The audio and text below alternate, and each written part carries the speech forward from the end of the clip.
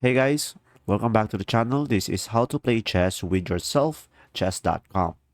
So guys, first thing that you will do is simply go to chess.com, and from here just simply log in into your account over here by clicking on this login button.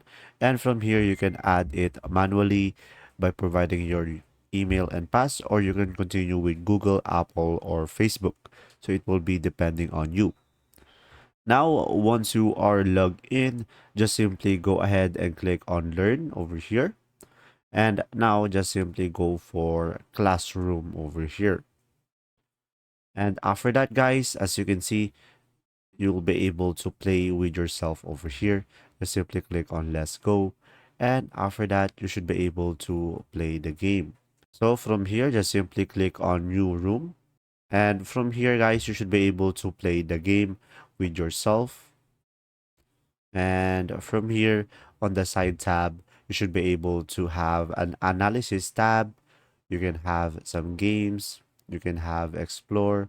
So from here, you will have a very detailed way to study and play your game with yourself. And that's simply about it. If this video was helpful, please like and subscribe. And thanks for watching, guys. See ya.